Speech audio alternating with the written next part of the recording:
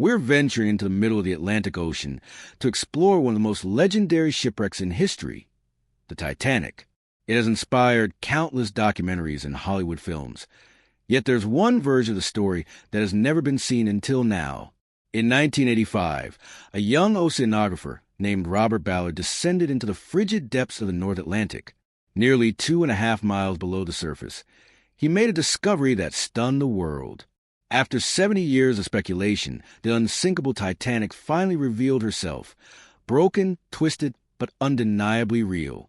Ballard became an overnight legend, hailed as the man who solved one of history's greatest mysteries. But now, for decades later and nearing the end of his life, Ballard has broken his silence. He concedes that what he witnessed below the waves was much darker than the tale told to the world. Not a high-minded tragedy, but a narrative of greed, hubris, and potentially conspiracy. This is not history. This is Robert Ballard's admission. Robert Ballard's life was shaped by the sea. Born in 1942, he enlisted in the U.S. Navy during the Cold War, learning sonar and submarine navigation. While his contemporaries dreamed of command, Ballard had greater aspirations. He wanted to explore the secrets of the ocean, to venture into areas no human had ever explored. In the 1970s, he pioneered the use of remotely operated vehicles, robotic cameras that could withstand the deep sea's crushing pressure. Doubters dismissed the technology, yet Ballard was certain that machines, rather than men, held the key to the abyss.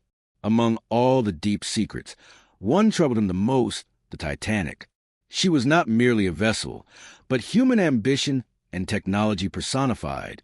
When she was launched in 1912, she was hailed as unsinkable, the height of engineering. But on her first voyage, she hit an iceberg and vanished, claiming more than 1,500 lives. The world was shocked, but instantly, the reality was embellished. Negligence by corporate America, downplayed warnings, and design shortcomings were obscured beneath the myth of a heroic tragedy. For more than 70 years, the Titanic's grave was secreted, making way for myth to take over facts. For Ballard, that was unacceptable. He craved fact, not myth. In 1985, aided by the U.S. Navy, Ballard's team finally discovered her. From the dark seafloor, Titanic's bow appeared like a specter, magnificent but broken. The world was amazed. Headlines hailed Ballard a hero. He cracked the greatest maritime enigma of all time. But what he learned told a more sinister tale. The wreckage didn't just uncover tragedy. It uncovered failure, neglect, and hubris. Titanic wasn't simply a casualty of an iceberg. The clues on the ocean floor pointed to human mistake, shoddy construction, and arrogance that sank the ship before she even left port. The initial dive was unlike anything Ballard had ever encountered. His robotic lenses eased down into the darkness, 2.5 miles under the sea. No light, no sound, just the suffocating pressure of the sea. And then out of the blackness loomed the Titanic, a field of wreckage, buckle iron, strewn coal, and at last, the prow breaking from the sea floor like a ghostly apparition caught in suspended time. Rusticless, odd, icicle-shaped formations created by iron-consuming bacteria dripped along her flanks. The anchor chains remained suspended, and the bent railing seemed eerily familiar, as though passengers might still be leaning against them. But it was not the magnificence that most struck Ballard. It was the silence. Titanic was no longer a piece of engineering greatness. She was a tomb. Spreading out on the ocean floor were the remnants of human existence. Shoe pairs, bits of clothing, baggage, and personal items scattered like the whispers of history. Ballard referred to it as a cemetery, and he was correct.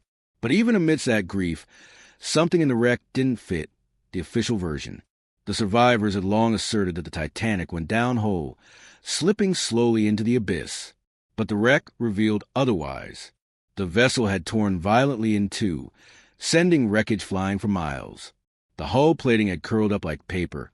Rivets had popped loose, and bent steel told a tale of cataclysmic failure. Ballard soon grasped the significance.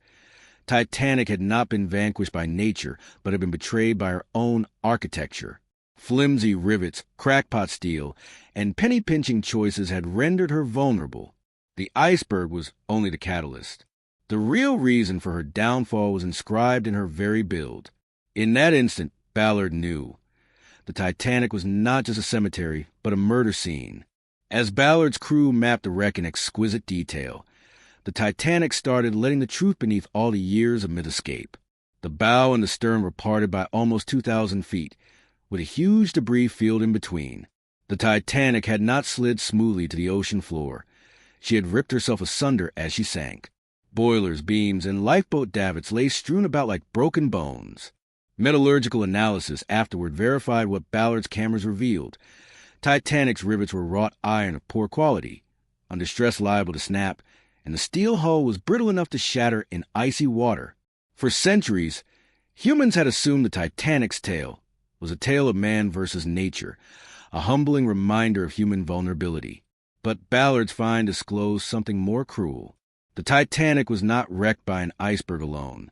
She was undone by the hubris of her makers, by greed, by cuts, and by the delusion that she could never be defeated. Her tragedy wasn't merely a lesson in destiny. It was a warning about the price of human arrogance. Survivor accounts came to take on a different significance in the light of evidence. Passengers remembered hearing metallic growls and rending noises as the Titanic went down. Testimonies previously pooh-poohed by authorities who wanted to see the liner go gently into the night. But the shredded hull evidence that those noises had not been illusions. The ship hadn't slunk out of sight. She was torn in two by her own failure. The lifeboats were another tale of dereliction. 20 were on board, just enough for half the passengers at most. That was not an accident. It was policy. Maritime law at the time stipulated lifeboats by ship weight, not passenger capacity, and White Star Line managers pressured for the lower number. More lifeboats, in their view, would take up space on the decks and detract from the beauty of the ship. Ballard's video of unused davits and boat cranes still standing on the wreck highlighted how brutal that choice was. Then the iceberg warnings. The Titanic's wireless operators had already received numerous ice fields ahead messages, but most were disregarded. The radio room was too busy sending personal cablegrams for rich travelers, causing safety messages to be delayed or forgotten. Ballard couldn't observe the string of human error on the wreck itself, but knowing it made the bent steel even more incriminating. The sinking was an inevitability. It was a disaster born of arrogance. For generations, myths obscured facts. One such legend claimed the iceberg ripped the hull wide open like a wound along its flank. Ballard's surveys refuted that. The iceberg hadn't cut a huge gash. It made seams between plate hulls burst open, letting seawater flood in through slim but ruinous slits. Substandard rivets gave way, escalating the destruction. It wasn't destiny. It was shoddy workmanship, revealed under stress. Ballard also revealed the human toll in gruesome detail. The ocean floor was covered in thousands of shoes, usually in pairs. Leather, impervious to rot, endured as eerie markers of where bodies had been lost. To Ballard, these were not only artifacts but proof. Each shoe a life, each suitcase a tale ended. The wreck was not an engineering disaster. It was a human tragedy compounded by greed. Ancient conspiracies soon floated to the surface. Theorists who said the Titanic had been replaced by its sister ship, the Olympic, in an ill-fated insurance scheme suggested that similarities in design and the White Star Line's financial woes proved their point. Ballard never accepted the theory, but by disproving the official account of the Titanic's sinking, he supplied conspiracy thinkers with fresh ammunition. If officials had lied about the way the ship sank, what else had they kept under wraps? What Ballard actually uncovered was irrefutable evidence. His photos, soundings, and subsequent metallurgical analysis sketched a grim picture. The Titanic was not so much a casualty of nature as of complacency. She was constructed with defects, commissioned with pride, sailed in arrogance. And when catastrophe struck, her passengers paid the price for corporate cutbacks. For Ballard, that was the secret he bore. The Titanic was not a tragic hero, but an avoidable catastrophe conceived by greed. 2 miles down, the proof rested quiet, to be read by those who dared to confront it. When Ballard came back from his 1985 expedition, he assumed the truth would rock the globe. The find made headlines, but the unpleasant proof of negligence did not. Instead, the media loved the romance of the wreck. Newspapers published spooky photos of the bow, wrote about ghosts on the ocean floor, and resurrected stories of gallantry and love. The legend was retold in Technicolor, and Ballard's less pleasant findings were softly forgotten. There was a reason it remained silent. The mythic version of the tale proved more profitable. It packed museums, ticketed up box offices, and powered Hollywood blockbusters. Acknowledging that Titanic's fate was a result of cost-cutting, hubris, and complacency would sully a lucrative fiction. Citizens craved a heroic tragedy, not an executive crime scene. Political and legal reasons were also involved. Suits by families of victims in the years following 1912 were resolved for pennies, with courts ruling for the White Star Line. If Ballard's discoveries, frail rivets, fragile steel, disregarded alarms, had got more publicity, they may have revived those questions of responsibility. Governments on both sides of the Atlantic opted for quiet. Not even Ballard's own expedition was what it purported to be. On paper, it was a scientific expedition. Behind the scenes, much of it was secretly funded by the U.S. Navy to find 2 Cold War-era sunken nuclear submarines. The Titanic provided the ideal camouflage, allowing attention from the media to be deflected from covert operations. The secrecy fueled more suspicion. If Ballard's quest concealed one truth, might there have been others? Artifacts clandestinely taken away, documents withheld, discoveries never revealed? Ballard denied it, but rumor blossomed in the shadows cast by secrecy. Eventually, some evidence trickled out. Metallurgical reports, engineering studies, arguments over the strength of the steel and the weakness of the rivets. But the public never adopted these facts.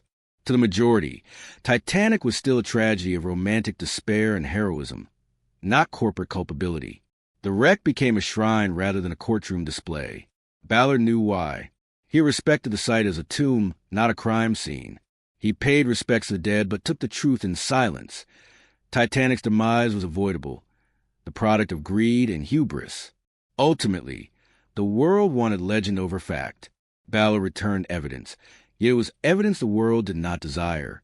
The more sinister tale, the one that is traced in contorted steel and fractured rivets, remained afloat in silence 2 miles under the ocean. Ballard spoke of Titanic in his later years as a memorial, a warning, and a tragedy on a scale that defied measurement. But behind those words was a hidden concession. The tale that the world fell for was never complete truth. Titanic was not just a grand ship brought down by mere chance. It was a ship constructed with corners cut, launched with hubris, and lost to choices motivated by arrogance and profit. The iceberg was not the sole perpetrator. Human neglect was equally culpable. In that context, Titanic is not just a shipwreck. It is a mirror, a reflection of cultures that deny warnings, prioritize prestige over safety, and redefine truth to safeguard reputation. Her tale resounds through all contemporary disasters spawned by arrogance and greed. And yet, the questions persist. Was Titanic really the vessel she was said to be? Did governments realize more than they would say? Did Ballard suppress evidence, out of respect or under subtle pressure? The wreck keeps her secrets, and Ballard, now old and contemplative, seems happy to leave them be. But her silence is a warning. 2 miles beneath the Atlantic, Titanic rests in darkness. Her bow pointing upwards, her stern racked apart, her decks eternally vacant. She is more than a tomb. She is evidence, a mute witness to us that hubris sinks vessels, greed kills people, and truth, however deeply hidden, always lies in wait to be unearthed. So, what do you think? Was Titanic sinking a tragic accident of ice and fate? Or was Robert Ballard right to hint at something darker, a disaster written into the ship before she ever touched the water? The